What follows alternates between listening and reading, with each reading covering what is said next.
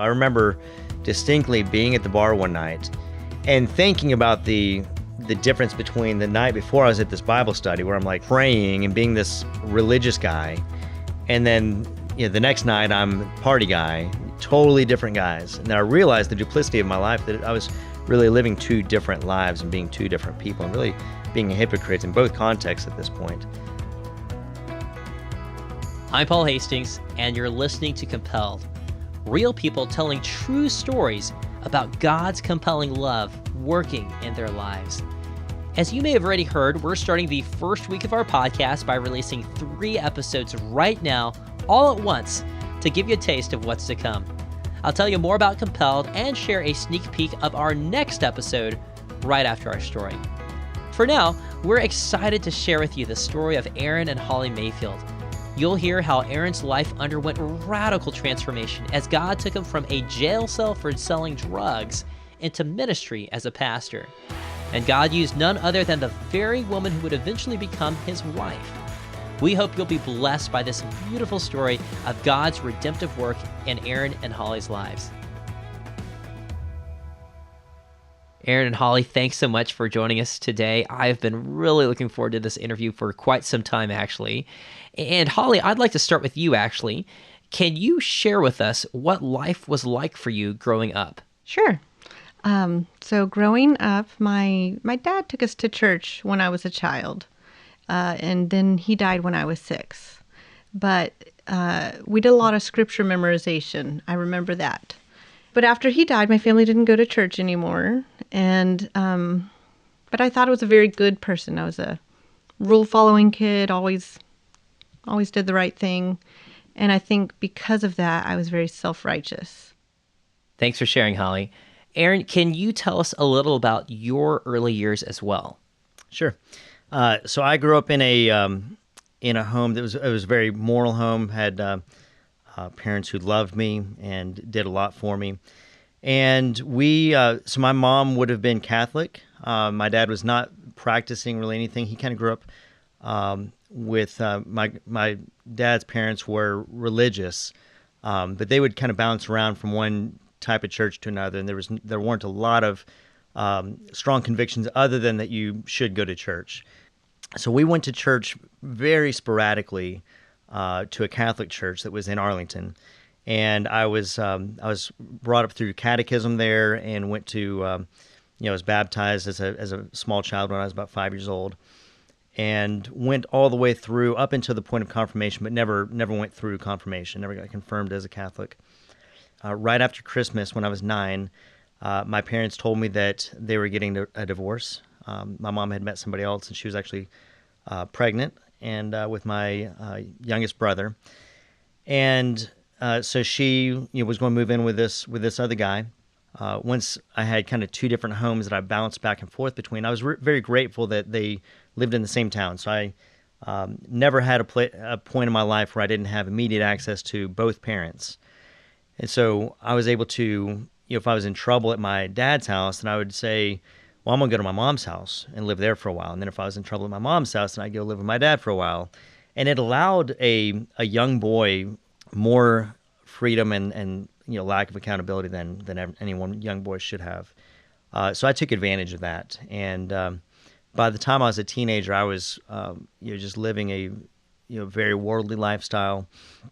And I was self-righteous in a different kind of way. I was self-righteous about my freedom and had no fear of God whatsoever. Jesus was basically like the passcode that you had to mention to get into heaven. So if you died and you lived a bad life, then you say Jesus and they let you in. That was basically my understanding. Holly, let's pick back up with you again. You had mentioned that you felt very self-righteous growing up. Tell us more. So I lived my happy little self-righteous life, and like Aaron said, it was kind of the password. Like, I believe some facts about Jesus. I was culturally a Christian.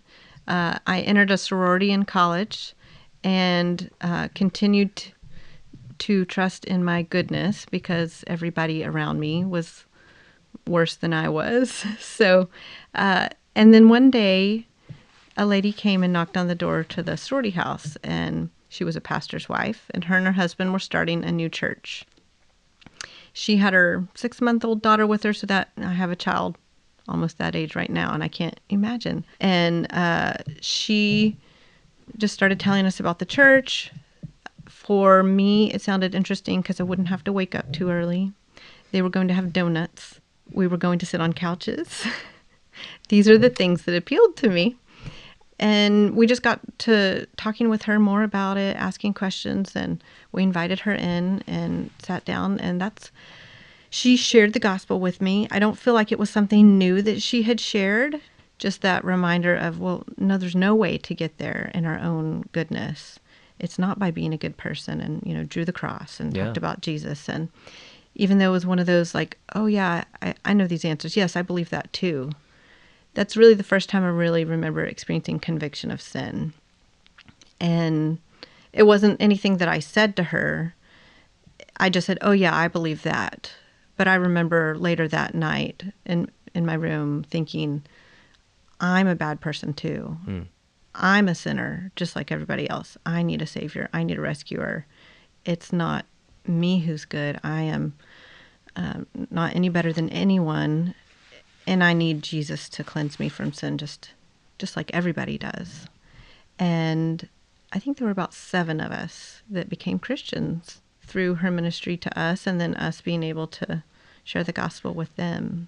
Wow, that's amazing. Yes, it really was amazing. It was a really exciting time of revival within, this group of women that we got to see God really moving. And they really trained us in sharing our faith as well. So we would do that on the campus. There were a lot of international students there that we got to share with that would go back to their own countries, and getting to see people become Christians and have transformed lives, and people who had never heard the gospel in their entire lives. So it was really great time that I look back on with a lot of joy. That's great. Aaron, let's shift over to you. So while this was going on for Holly, where were you at this point? What was going on in your life? So 2000, I graduated high school a few years prior, and my teenage years were pretty bad in terms of my kind of my life, my morality, and so I'd pretty much gone the totally different direction of Holly, and had gotten involved in started smoking marijuana by the time I was 15, and was living a pretty sinful life in a lot of other ways at that point as well. And so when I was 18, the summer that I turned 18, I was smoking a lot of marijuana with a lot of friends, and in one sense dealing it. In one sense, I was buying large quantities and selling it to my friends. And so I got arrested, with about 2 pounds, a little over 2 pounds of marijuana, which is a felony offense at that level. It was my first offense, and so the judge had leniency on me and offered me basically a deferred adjudication sentence.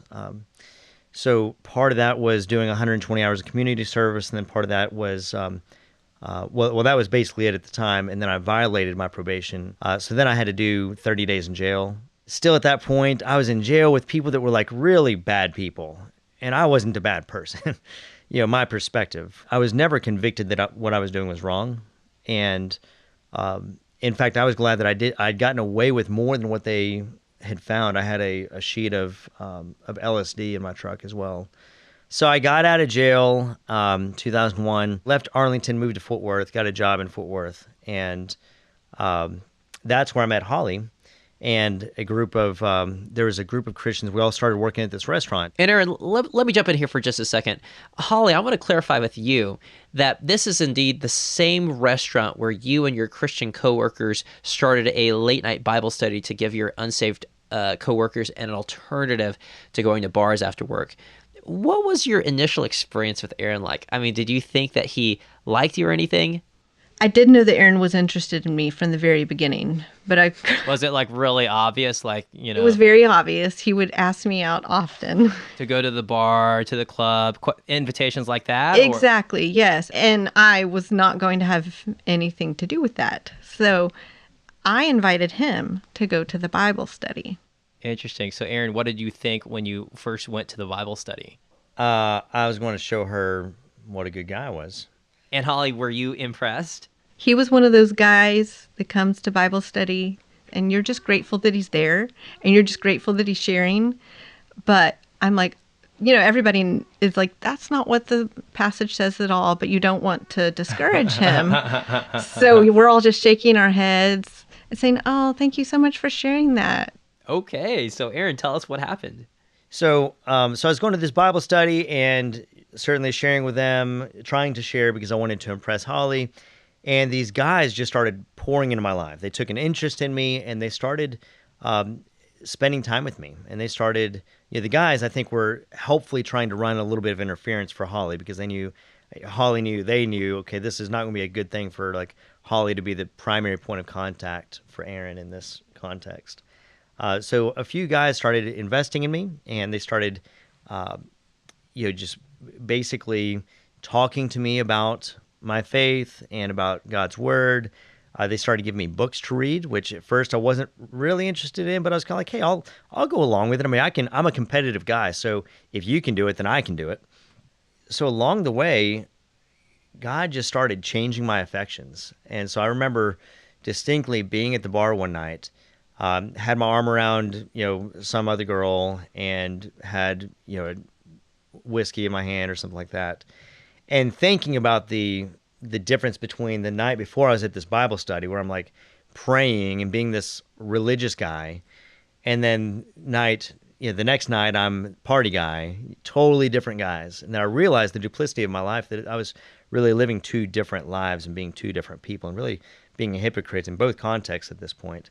So I started spending less time with those friends and going to clubs, stopped smoking, marijuana altogether, really stopped drinking pretty much almost completely, and just had a new affection, a new interest, a new passion in my life that I didn't realize what was happening at the time. At the time, I would have thought I'm becoming a better Christian.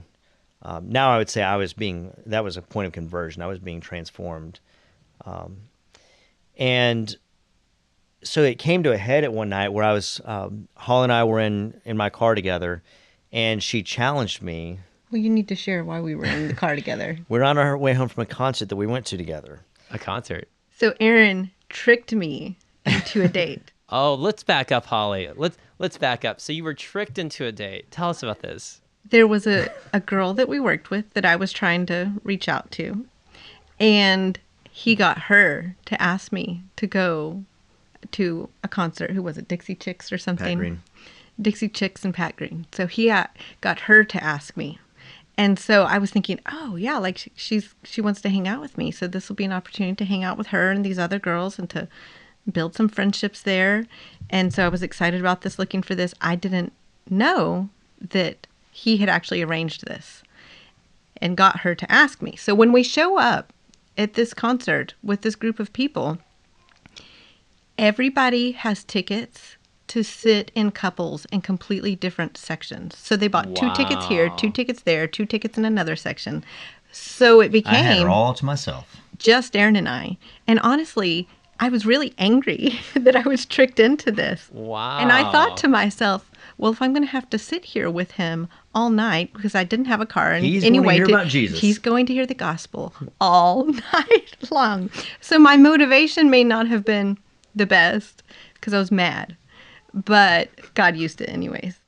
Anyway, it is what it is. So we're on our way home from that concert, and I'm dropping her off, and she shares the gospel with me. And basically, if you're familiar with Evangelism Explosion, D. James Kennedy's material, she's asked me those kinds of questions. So if you were to die tonight, where would you go?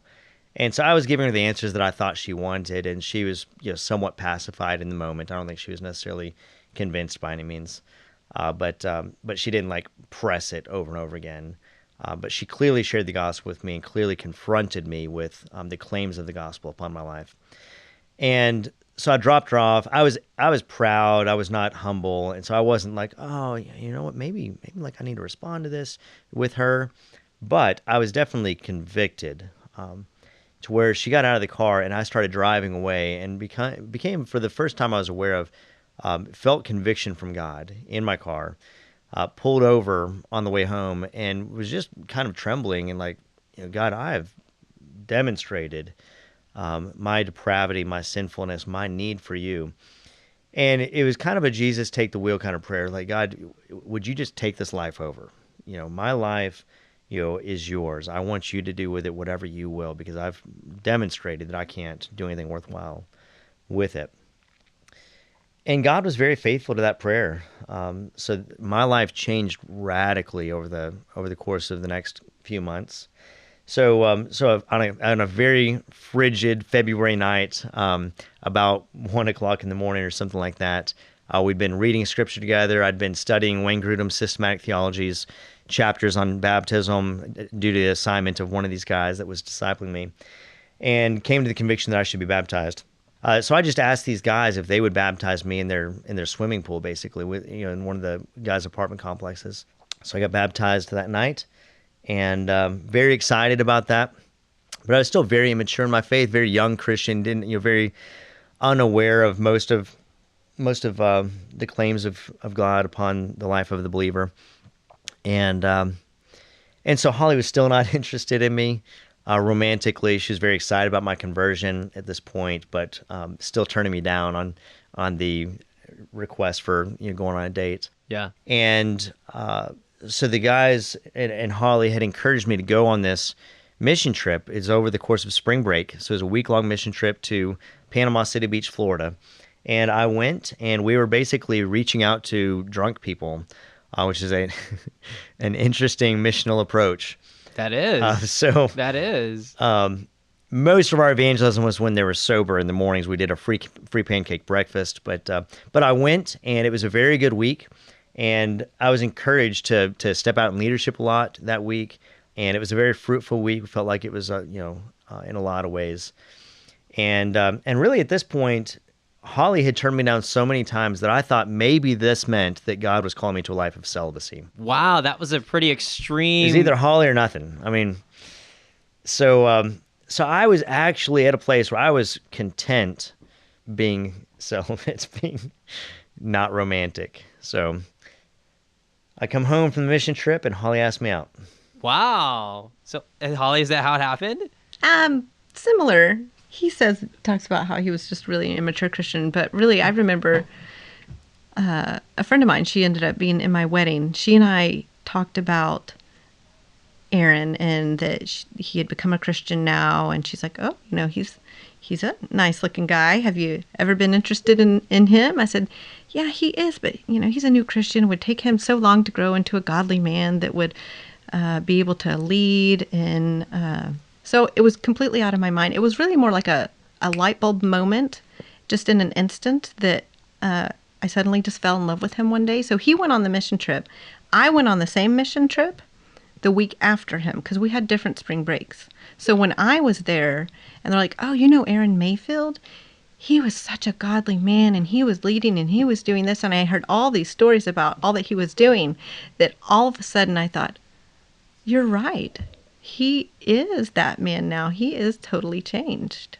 And then so I got back from the mission trip and thought, I have turned him down so many times. He will never ask me out again.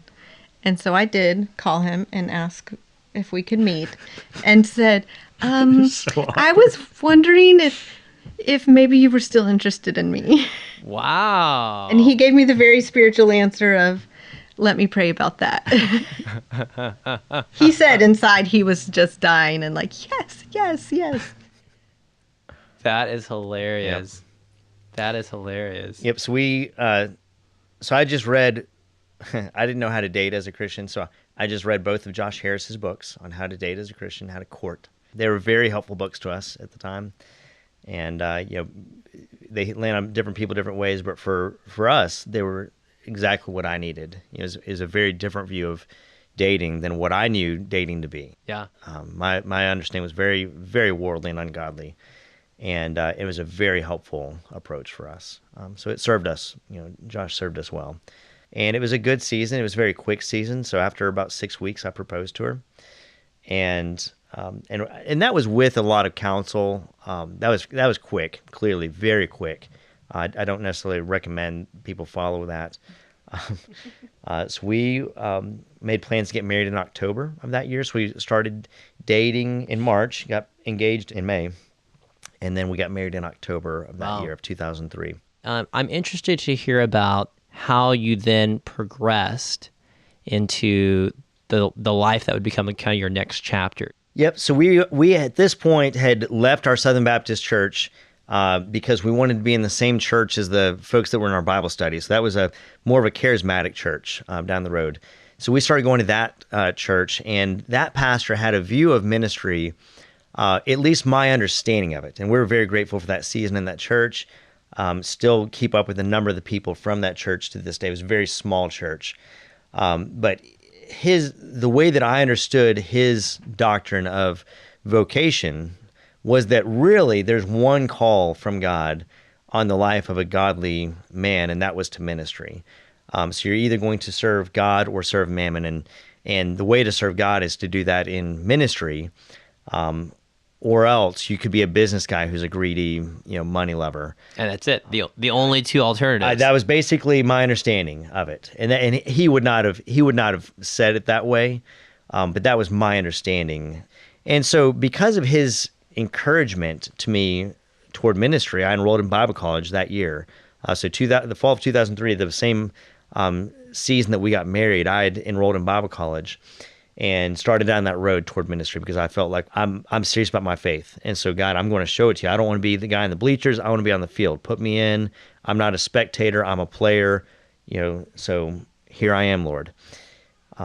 So I started down that road of Bible college, and Holly was finishing up her undergraduate degree, found out that there was a church plant from Sovereign Grace in the Dallas area, and we ended up deciding to participate in that church plant. So we relocated our lives from Arlington to Frisco, which is about an hour away.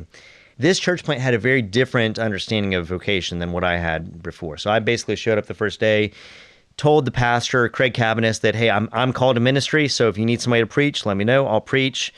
And he very graciously and humbly thanked me and asked me if there was any willingness on my part to just stack chairs and be part of the setup team, which I thought was wasted potential. Wasted talent. That's right. Putting your best players on the bench. Okay, your call. And yet it was a very good season. So I felt like for years, at the time I thought that was going to be a short season. Basically, he'll have me do that for a few months, kind of prove myself. He'll give me the opportunity to preach. Then he's going to invite me on the pastoral team. And that turned into closer to 10 years, which I never would have stuck around had you told me that on the front end. And yet, in the midst of that, God gave me a different understanding of vocation that was just radically different than what I had coming into this. So I met a man named Thane Hysaw, a friend of mine who is a dentist, and he was one of the godliest men I'd ever met. And he felt God's pleasure in doing root canals, and he felt no desire for pastoral ministry whatsoever. Tim Payne, another friend of mine that I worked with in the marketplace, very godly man, knows way more about the Bible. Still today could tell you more about the Bible than I can. Very godly in a lot of ways, felt no desire for pastoral ministry. He felt God's pleasure in working on spreadsheets and coming up with new solutions for that sort of thing. Another guy named Bob Hughes, same thing. I just met all sorts of one godly man after another, much godlier than I am, much more passionate about God's church than I was, and none of them felt desire for ministry. And I thought, maybe you can be godly and not be in ministry. And so I went through a long season of just evaluating that in my own heart. What are my motives for vocational ministry? And submitting to the pastoral team, submitting to friends of mine, asking them, really wrestling with that for a long time. Maybe this is just selfish ambition in some respect. Certainly, it was a distorted view of vocation. But I continue to receive a lot of encouragement toward pastoral ministry from each of those guys. Nobody said, I don't see that in you. I continue to receive a lot of encouragement toward that. Fast forward a lot of years to 2010, we just built our first house. And so we've been renting in the Frisco area, part of this church now for 5 or 6 years. And built a house. I thought, okay, we're here, and I'm not a pastor, but that's okay. I've got a good job, and I'm content with that, not being in ministry. And built a house, and then a few months after building and moving into that house, or the first house that we'd built and bought on that we weren't renting, the senior pastor came to me and asked me about taking a ministry position in Pennsylvania. In Pennsylvania, Pennsylvania. which is 3 days away from Texas, right? It's not in Texas. Wow. So then you moved to Pennsylvania. Yeah, we moved to Pennsylvania, just outside of Philadelphia, and I took a job working for Sovereign Grace Ministries. However, pretty early on, within a few months of moving my family across the country, leaving our best friends and all this stuff, a lot of controversy erupted in our family of churches. Money started kind of drying up a little bit. People weren't giving as much. But we just felt like, let's just be faithful and see what the Lord has. And maybe, we just don't know what's going to happen here. And along the way, get a call from John Payne, who's a friend of, so he's the son of my former pastor, Pete Payne, who's a friend of mine. And so I knew who John was, and I'd met him a few times, but he called me and said, hey, I'm thinking about planting a church. And they asked us, would we be interested in going along with him? We felt almost immediately a strong, emphatic yes. So we didn't say that right away. We gave the we'll pray about it. We'll pray about it answer. We left that and talked about it, and we both very quickly came to the conviction that, yes, we wanted to be part of this church plant. Which brings us to where you guys are today. You're back in Texas, and you're one of the pastors at the church plant in Round Rock, which happens to be where my wife and I met y'all. And we've been super blessed by your ministry there every Sunday. And I think it's really awesome how God used all of these different circumstances in both of your lives to bring you where you are today. I know that a lot of people might have wondered, why in the world would God take someone all the way to Pennsylvania for a job that dried up? Could you share some thoughts on that? So at this point, we would have looked back in hindsight where once we arrived in Pennsylvania, we were thinking, what is God doing? Did we make a mistake in coming up here and all this? Now we're looking back saying, wow, God was preparing us. Every step of the way, God's providential hand was at work, carefully orchestrating circumstances and all these opportunities where none of it was wasted, where all along the way I would have looked at 10 years of not being in pastoral ministry and thought, these are wasted years. None of them, not a single wasted moment. And we've just seen God's grace in our lives in this church in a number of ways. So it's been good for our souls. It's been good for our marriage, for our kids. We're grateful that our kids have a lot of mature, believing, older children to look up to and follow, as well as godly men and women in the church who invest in them. So we see God at work in a lot of ways that we're very, very excited about, very grateful for. That's awesome. And we're grateful that you guys are here. I've got one last question for you guys, and this relates to evangelism. Both of y'all were saved through evangelism. Holly, you through a lady going door to door with a 6-month-old, sharing just what was on her heart. And then Aaron, you were saved through the evangelism of Holly and others investing your life at that time. What would your advice be, or a word of wisdom perhaps, to other believers that might be listening? Particularly, I'm thinking about myself, who I'm very intimidated by evangelism, going out and talking to people that either I just met them on the street or or maybe I've known them for a long time. I just find that intimidating. I think that moms with young children can feel very burdened and feel like they've made this transition from, the transition I made in college, that I'm sharing the gospel all the time with everyone around me. Well, now I'm just at home and I don't really have that many opportunities. So I think one thing I would really want to communicate first off is that I would want the moms, the stay-at-home moms, that their primary ministry is their children, that they are doing evangelism every day by the way that they're living their lives. And pray for opportunities, look for those neighbors around you, but to communicate God is delighted in the role that you're doing, and to not feel like a lesser Christian because you're not out like you were in college. Thank you for sharing, Holly. And Aaron, any thoughts from you? Yeah, I think I totally agree. I think that it's a good word to sometimes to kind of recognize the good that you are doing. A lot of times we can put more burdens on ourselves than God does. We're not all called to be Peter, this bold evangelist. But some of us, and some of us are. I mean, some of us, God is gifted to be extroverted, outgoing, confronting people on the street, total strangers, with the gospel. And then for a lot of us, I think it's getting to know your next door neighbors and talking to the parents on your kids' soccer team and being involved in the PTA at your school, or whatever it is in your community, wherever God has placed you. Just kind of look around at the circles that you're in. Where's God already placed you? You don't have to go somewhere to do evangelism. You might be sowing a seed or watering a seed, or you might get to see that seed come to fruition. All right. Well, thank you so much for sharing, both of you guys, Aaron and Holly. We're so glad to just hear God working through both of y'all. And I hope it's going to bless many others who listen to this too. So thank you guys for being on the show. Thanks for the opportunity. Love you guys. Thank you. What an encouragement to hear about God's transforming power at work in Aaron and Holly's lives. Their story clearly illustrates the delight that God has in changing the desires and affections of people, all for His glory. If you enjoyed this story, then you'll be glad to know that there are more. Like I mentioned earlier, this is the first week of our podcast.